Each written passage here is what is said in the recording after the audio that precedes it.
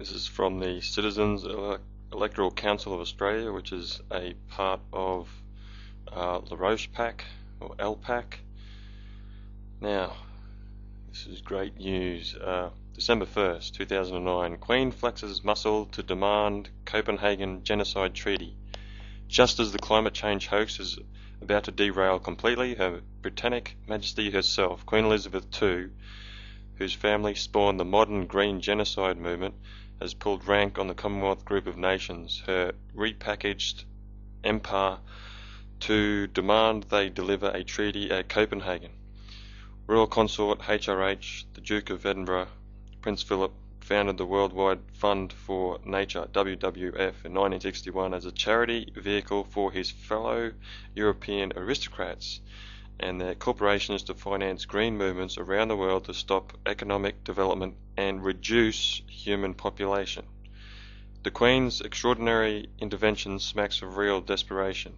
She knows her family's long-term survival as modern feudal monarchs depends on her carefully cultivated image as a powerless, quaint figurehead, so the stakes must be high for her to feel the need to flex her considerable muscle, which is derived from her royal prerogative powers, which include the powers to declare war, choose and appoint all commanders and officers by land, sea and air, convoke, adjourn, remove and dissolve Parliament, dismiss the Prime Minister and choose whom she will as the replacement, choose and appoint all judges, councillors, officers of state, magistrates, bestow all public honours, including creating a peerage for membership of the House of Lords or bestowing an order of chivalry, conclude treaties,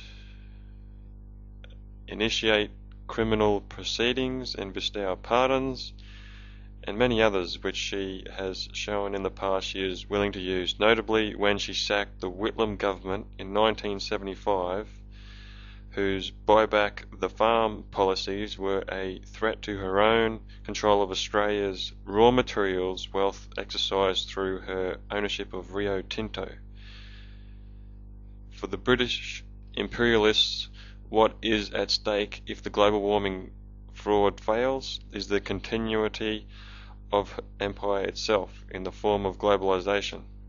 To survive in the face of the global economic collapse, nations are reasserting their national sovereignty, backing away from the free trade and deregulated finance policies that are the cornerstones of British imperialism. In a world of total free trade, free from government regulations and protections, it is money which dictates terms, not governments, and that money is directed from the City of London, that is the British Empire. When nations reassert their sovereign laws to exert national controls over money, the City of London, the Empire, is defeated. Climate change promised to be the mechanism to both further globalization in the form of binding international treaties, global government institutions, and a new financial architecture centered on carbon emissions trading, as well as to deliver on the Prince Philip-led goal of human population reduction by denying nations the right to develop high-density energy sources and high-technology primary and secondary industries, thus condemning them to poverty, squalor, and mass death. In the countdown to Copenhagen, that plan derailed. China and India refused to bow to the treaty's demands to slash agriculture. China, India, South Africa and Brazil issued a joint declaration in Beijing on 27th of November, promising to walk out of Copenhagen to protect their national interests.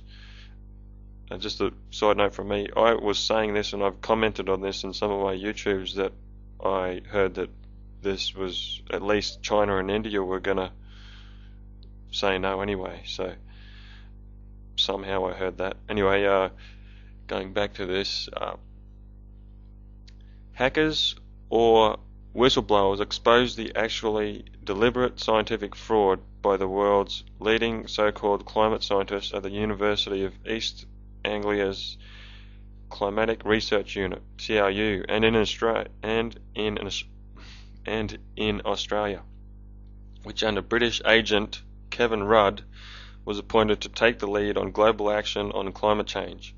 The Parliament deadlocked and was unable to pass the key climate change legislation, the Emissions Trading Scheme, ETS, which Rudd was hoping to parade as action at Copenhagen. This is the context in which the Queen herself has intervened, but a revolution is underway.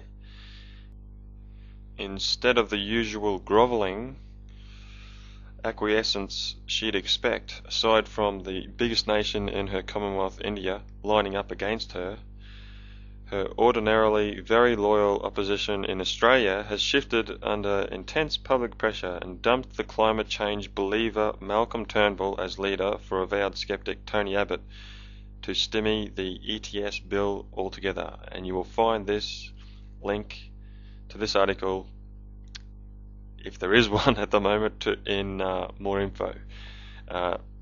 cecaust.com.au. I just got this by email. That's it. Thank you, White Knights. Or just go to youtube.com/thankyouwhite-knights. See my YouTube, InterPlanetary Climate Change, which basically proves false man-made global warming. The link is in more info. BRIC, Brazil, Russia, India and China. Related playlist, BRIC Countries solve dollar collapse using national currency. The link is on the side. More related playlists, New World Order Stand-off and US dollar gold backed, Benjamin Fulford, New Financial System, Basel 2 and 3. Rob Menard, NAU ends with sovereigns claiming securities. Sovereigns meaning you claiming your freeman status, not a child of the government.